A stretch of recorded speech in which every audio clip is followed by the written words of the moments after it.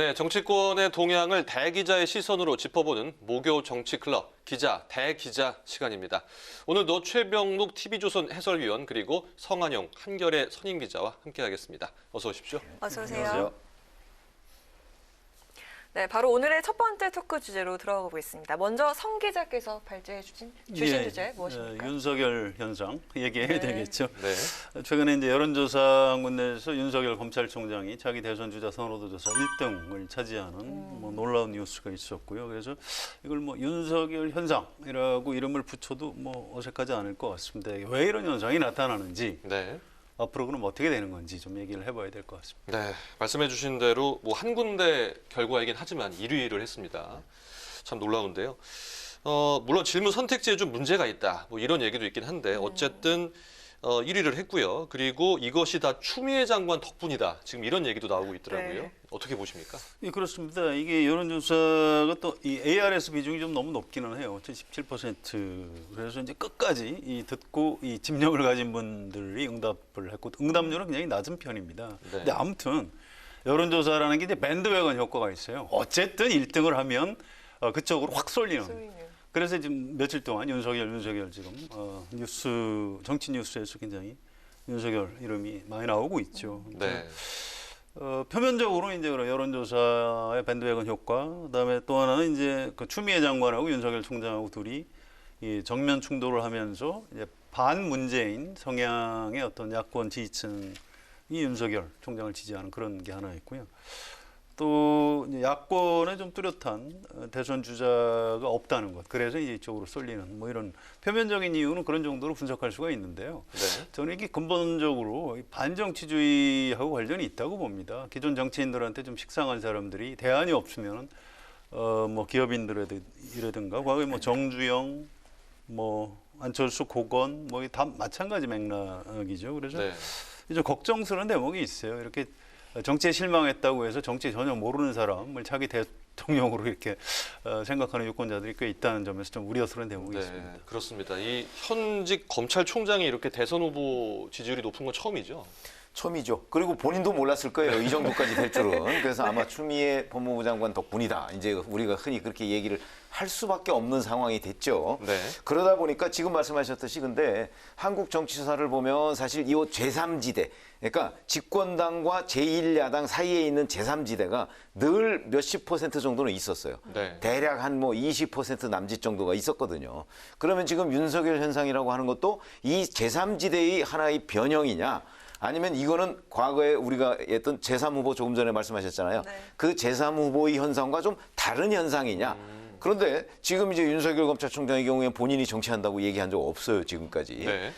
그 내년 7월 24일이 임기 종료잖아요. 그럼 7월 24일에 임기가 끝나면 국민한테 봉사할 길이 뭐가 있는 건지 그때 천천히 생각해 보겠다. 이게 정확한 말이거든요. 네. 그렇게 따지면 그때 가서 정치를 안 할 수도 있는 거예요.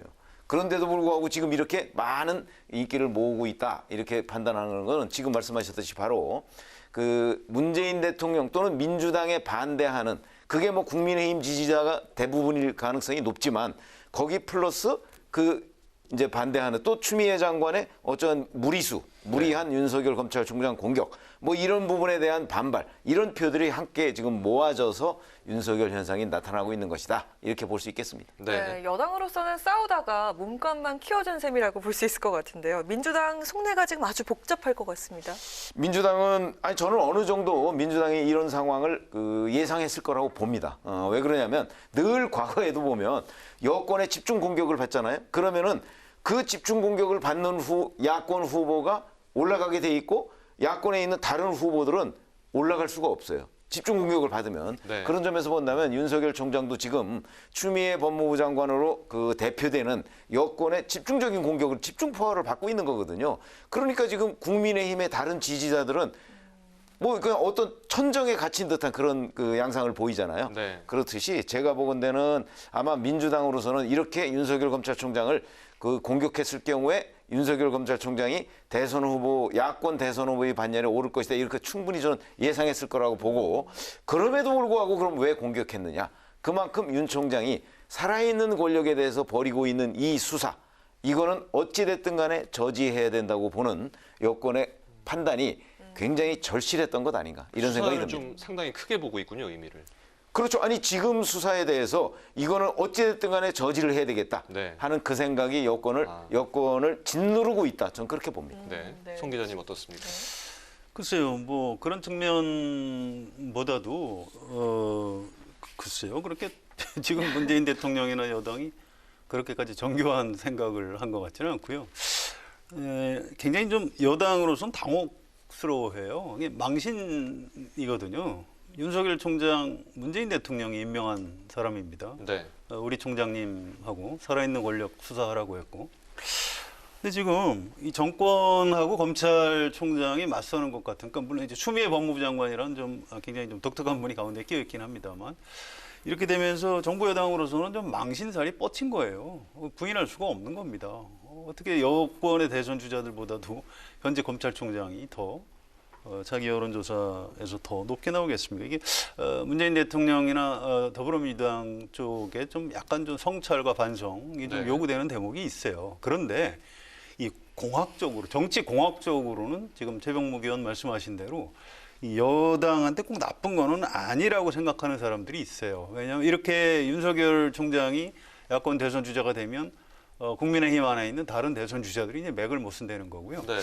결국 그러면 실제로 윤석열 총장이 대선 후보가 된다. 그러면 민주당 입장에서는 아니 뭐 나와주시면 우린 고맙지요. 뭐 이런. 그러니까 실제 본선에 가서도 뭐 쉽게 이길 수 있는 상대라고 보는 것 같아요. 근데 이제 그건 너무 좀 저 같은 정치부 기자들이 하는 너무 공학적인 분석이고요. 네. 아무튼 큰 틀에서 보면 지금 정부 여당으로서는 좀 악재를 만난 거죠. 네. 좀 민주당 중심으로 입장을 한번 살펴봤는데요. 국민의힘은 뭐 앞서 말씀해 주셨지만 지금 뚜렷한 뭐 좀 대안이 없지 않습니까? 그래서 더 좀 애매한 입장일 수도 있을 것 같은데요. 이런 윤 총장의 인기가 좀 야당에게 좀 득이 될까요? 아니면 오히려 독이 될까요? 독이죠. 이건 득이 안 됩니다. 이게 이제 김종인 위원장이나 조호영 원내대표도 아시는 거예요. 지금 며칠 동안 시간이 가면서 자꾸 아니 그 사람은 정부 여당 사람인데 이제 약간 네. 짜증스럽게 반응을 하기 시작을 합니다. 그리고 또 지금 누구라고는 차마 얘기를 못 하겠는데 네. 국민의힘 쪽의 그 대선 주자급 사람들이 하는 얘기가 이런 겁니다. 아니 윤석열 총장이 무슨 경제를 하냐 외교 안보를 하냐. 지금 민주당에서 이거 좀 일부러 키워주고 있는 건 아니냐? 뭐 어떤 오히려. 가상의 적을 만들어서 고도의 전략, 우리를 지금 찍어 누르기 위해서 좀 그런 거 아니야? 이렇게 의심이 든다 할 정도로 그냥 좀 이렇게 당황하는 모습이 보입니다. 또 국민의힘 바깥에 있지만 무소속이죠. 홍준표 의원도 이제 지난 대선 때 나왔던 인물인데 이분도 이명박 전 대통령 징역 17년 확정됐을 때 아니 윤석열 총장이 이명박 전 대통령 억지 기소했는데 네. 그런 사람이 어떻게 야권 대선 주잖아. 이건 뭐 희대의 코미디다 이런 식으로 이제 비판을 하거든요. 왜? 윤석열 총장이 홍준표 의원보다 높아요. 지금 지도가. 그래서 아무튼 그쪽으로서 야당 입장에서는 지금 굉장히 좀 안 좋은 상황이라고 보는 게 맞습니다. 네. 야당엔 독이 된다. 이렇게 정리를 해주셨는데요. 같은 그렇죠. 의견이신가요? 근데 야당에 득이 되는 방법도 있긴 있어요. 그 방법은 예를 들어서 윤 총장이 정말 정치를 하기로 결심을 한다든가 네. 그럴 경우에 국민의힘과 함께 하겠다. 만약에 이렇게 나올 경우에는 이제 득이 되는 건데 사실은 윤 총장이 지금 정치를 하겠다고 얘기를 한 적이 한 번도 없거든요. 없죠. 그렇기 때문에 지금 독이 될 가능성이 더 많다. 이렇게 볼 수는 있어요. 왜 그러냐면 내년 7월 24일이 임기 종료인데 종료 이후에 그 즈음 되면 이미 여당이든 야당이든 간에 대선 경선 과정이 한참 진행되고 거의 이 경선 날짜를 잡아놓을 때거든요. 네. 자, 그 상황에 만약에 윤 총장이 정치를 안 한다고 한다든가 안 한다고 하면 그대로 진행하면 되지만 그때 가서 만약에 그만두고 나서 정치를 한다고 그러면 그 사람을 이 경선 국면에서 어디에 끼워줄 것이냐 말 것이냐 또는 바로 고건 전 총리나 아니면 반기문 전 총장처럼 제3지대에서 내가 무언가를 만들 테니까 국민의힘이 n분의 1로 들어와라 라고 했을 경우에 국민의힘은 정말 황당해지는 상황이 벌어지거든요. 네. 그래서 이게 여러 가지의 경우의 수를 이렇게 조합해 보면 아마 독이 될 가능성이 저도 더 많다고 생각을 하죠. 그러나 또 득이 될 가능성 전혀 없다고 얘기할 수도 없다. 그것은 바로 국민의힘과 손잡는다고 할 때. 그래서 이제 앞으로 상황은 결국 임기 종료 후에 윤 총장이 어떤 선택을 할 것이냐. 여기에 주목이 된다 이런 얘기입니다. 네, 그럼 한번 가능성을 짚어보도록 할까요? 윤 총장이 정말로 대권 도전에 뛰어들 가능성 얼마나 있다고 보십니까? 저는 지금 현재 윤 총장도 내가 이걸 해야 되나 말아야 되나 아마 네. 그 판단을 못 하고 있다고 봅니다. 그런데 이제 문제는 어디에 있냐면 이런 그 소위 인기라고 하는 윤석열 현상이 계속해서 그 윤 총장의 임기 끝날 때까지 이어진다고 한다면 네. 본인도 좀 흔들릴 것이고 그러면 또 주변의 권유도 굉장히 강해질 거예요. 그렇게 되면 본인이 결심을 할 가능성이 있는데 네. 만약에 내년 이제 추미애 장관이 만약에 교체가 된다고 할 경우에 지금과 같은 현상은 저는 조금 그 진정될 기미가 있다고 보거든요. 지금은 추 장관이 워낙 강하게 윤석열 총장을 몰아붙이니까 지금 이런 현상이 있는 건데 만약에 차기 법무부 장관이 들어선다고 했을 경우에 그 사람이 추 장관 정도로 이렇게 압박을 가하지 않는다고 한다면 윤석열 형상도 어느 정도 잦아들 기미가 있어요. 그렇게 되면 또 다른 국면이 전개가 되는 것이죠. 그렇게 되면 정치할 결심을 못하게 될 가능성이 더 높다. 이렇게 네. 네, 보입니다. 어떻게 어떻게 보십니까? 보십니까? 조금 원래 이분이 이제 제가 언제 기사를 쓰면서 검찰주의자라고 한번 표현을 해봤더니 본인이 그 다음날 이제 간부들하고 밥 먹으면서 누가 나를 검찰주의자라고 하던데 나는 헌법주의자입니다. 이제 이렇게 반격을 한 적이 있어요. 좋습니다. 이분이 원래 정치할 생각이 없어요. 자기가 정무감각은 꽝이다 이렇게 얘기를 했고요. 네. 나는 사람에게 충성하지 않는다. 정치는 사람한테 충성을 해야 되는 겁니다. 이 정도로 이제 정치할 생각이 없었던 사람인데 요즘 말과 행동을 가만히 보면 뭔가 좀 정치를 하려고 마음 먹은 것 같다라고 분석하는 사람들이 많아요. 네. 하여튼 현실적으로는 그런데 저는 제발 좀 말리고 싶습니다. 사람이 자기한테 어울리지 않는 일을 하면 불행해지는 법입니다. 네. 이게 우리나라 대통령이 경제를 살리고 외교안보를 하는 사람인데 아니 그것도 검찰총장 출신이 대통령을 한다? 이게 너무 어울리지 않아요. 그래서 가능성이 낮다고 보시는 건가요? 해서는 안 된다고 다 이런 차원에서 네. 이렇게 강의론적으로 네, 얘기하시네. 네. 네, 그렇다면 이 윤 총장이 만약에 이제 대선에 대한 의지를 좀 보인다 이런다고 가정했을 때 또 뭐 혹시 모를 일 아닙니까? 국민의힘 내부의 어떤 경선에 뛰어들 수도 있고요. 앞서 말씀해 주셨듯이 네. 그런 상황에서 국민의힘 내부의 어떤 반발 뭐 이런 것들은 좀 어떻게 좀 예측을 해볼 수 있을까요? 저는 만약에 7월 24일이 임기 종료인데 네. 25일 이후에 아마 상당한 정도의 기간이 또 지난 다음에 아마 본인이 결심을 할 가능성이 있어요. 왜냐하면 이 대선에 뛰어드느냐 마느냐는 결심이 그렇게 간단한 게 아니거든요. 네. 물론 그 전에도 어느 정도 고민을 뭐 하지 여러 가지 검토는 하겠지만 네. 막상 뛰어들려고 한다면 본인이 별 자신이 없을 거예요. 우선 바로 정무 감각이 없다 스스로 그렇게 표현을 했지 않습니까? 네. 제가 보더라도 최근의 상황을 보면 저 사람은 정치인이라기보다는 약간 공무원 같은 느낌을 저는 상당히 많이 받아요. 네. 무슨 얘기냐면 정말 본인이 정치를 할 생각이 있으면요. 여기서 지금보다 더 추미애 장관과 아마 격렬하게 맞설 가능성이 저는 있다고 봐요. 그럴수록 본인의 인기는 더 높아갈 거거든요. 네. 그런데 그게 아니고 약간 뭔가 이렇게 수위를 조절하는 듯한 느낌을 가져요, 저는. 그래서 아직도 공무원 티를 못 벗었구나 하는 생각을 저는 굉장히 많이 갖거든요, 개인적으로. 네. 그렇다면 정치에 뛰어들 가능성 어찌 보면 뭐 그렇게 뭐 절반 이상이 되는 그런 상황이 아닐 수도 있겠다고 생각을 해요. 그러니까 지금 말씀하신 대로 뛰어드느냐 안 뛰어드느냐 하는 거는 굉장한 결심이 필요한 그런 상황입니다. 네. 잘 안 될 것 같아요. 이게 대선 주자가 본인이 하고 싶다고 되는 건 아닙니다. 이게 아이스크림처럼 녹아버릴 가능성이 전 굉장히 높다고 봅니다. 네. 사실은 이제 이게 좀 큰 흐름으로 볼 필요가 있어요. 지금 이제 감옥에 가 있는 두 분 전직 대통령 실정에 대한 어떤 국민들의 어떤 심판 여론이 저는 아직도 안 끝났다고 봅니다. 물론 문재인 대통령 싫어하는 분들은 그렇지 않다고 하시겠지만 네. 그래서 끊임없이 지금 현재 야권 보수 야당 쪽의 대선 주자를 그쪽 지지층이 찾아 헤매고 있는 중입니다. 한때는 황교안 대표가 차기 대통령인 것처럼 막 작년까지만 해도 그랬지 않습니까? 네. 근데 올해 이제 총선 끝나고 지금 황교안 대표가 차기 대통령이라고 하면 사람들이 다 좀 이상하게 생각하죠.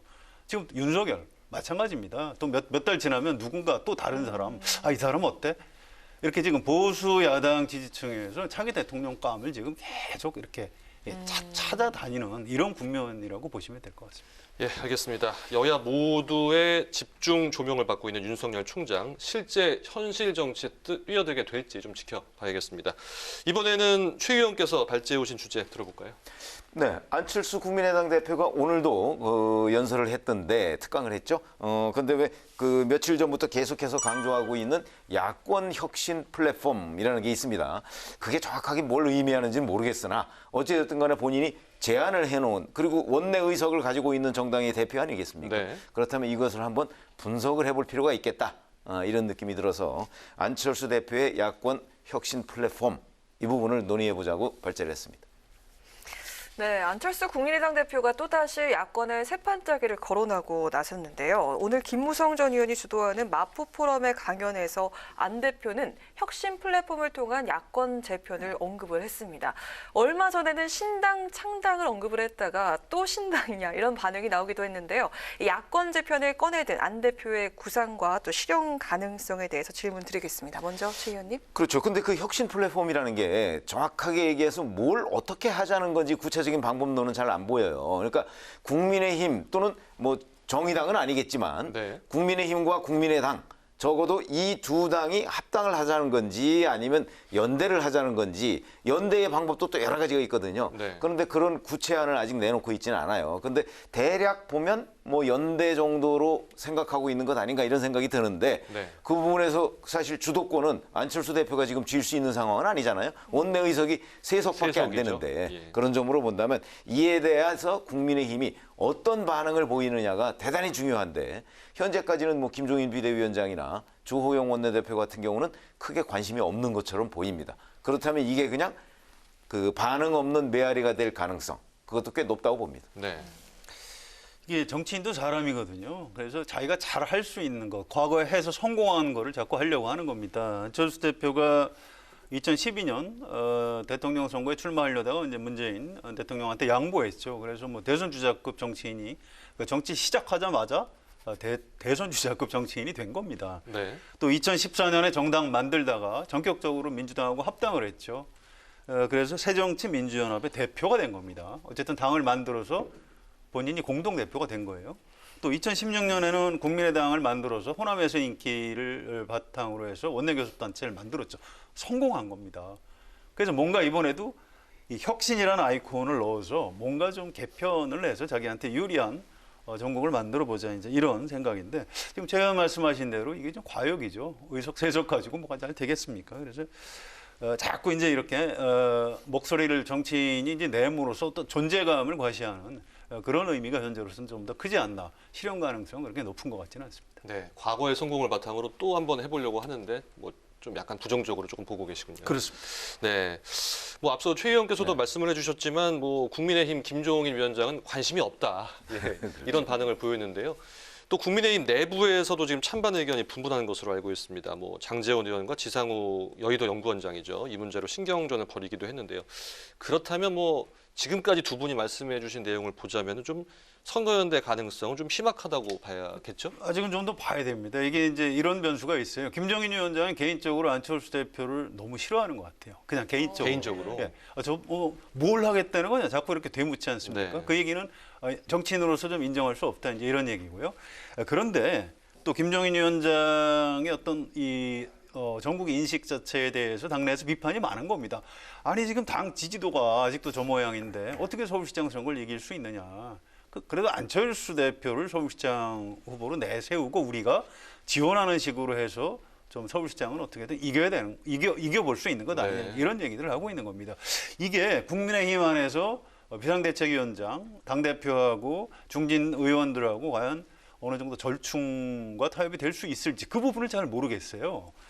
좀 지켜봐야 됩니다. 근데 이거 절박감하고도 좀 관계가 있어요. 이게 이거 안철수 대표를 데려다가 우리 당 대신 후보를 내서라도 우리가 이겨야 된다. 그렇지 않으면 우리 이제 다음 대선까지 다 진다. 이렇게 절박하게 되면 그런 선택을 할 수도 있고 당의 다수 당원들이 그런 선택을 하면 김종인 위원장도 끌려갈 수밖에 없는 거죠. 근데 그 부분은 아직은 좀 예측하기가 좀 그러니까 쉽지가 않은 것 위기감과 같습니다. 절박함이 어느 정도냐에 따라서 좀 상황이 그렇습니다. 달라지겠군요. 조금 더 지켜봐야 될 것 예, 같습니다. 어떻습니까? 지금 내년 4월 초에 보선이 있으니까 지금 따지고 보면 한 6개월 정도 남았잖아요. 5개월 남짓 남았잖아요. 5개월, 예. 그렇게 남았는데 이 상황을 보면 현재까지는 아마 국민의힘으로서는 자, 우리 자체적으로 후보를 만들어낼 수 있다고 보고 있는 것 같아요. 현재는. 네. 왜냐하면 5개월이라는 기간이 있으니까 예. 5개월이면 충분히 만들어낼 수 있다. 어차피 약간 지명도 있는 사람으로 할 테니까 그렇게 보고 있는데 그러니까 지금까지는 뭐 안철수 대표를 서울시장 후보로 한다 이런 얘기를 할 이유가 없죠.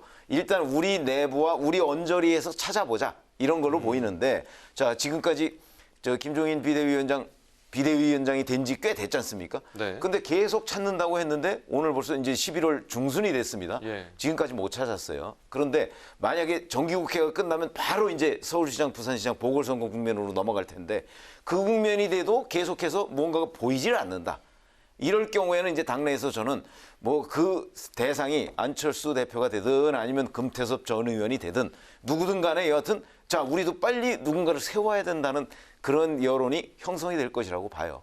근데 그때까지는 지금 계속해서 당내나 아니면 기존 국민의힘 언저리에서 찾아보자. 아마 이런 분위기가 대세를 형성할 텐데 아마 12월 정도 가서 그때까지도 현재 같은 상황이 지속된다면 네. 그때는 외부로도 눈을 돌리지 않을까. 저는 그렇게 전망합니다. 한 달 정도 더 근데 기다려봐야겠습니다. 쉽지는 않을 겁니다. 이게 그쪽 역사가 그렇게 선거연대나 후보 단일화를 한 적이 사실 별로 없어요. 1997년에 정권이 넘어간 게 이회창 그 당시 후보한테 다른 사람들하고 좀 연대를 해라 이런 조언들을 했는데 그게 잘 안 됐어요.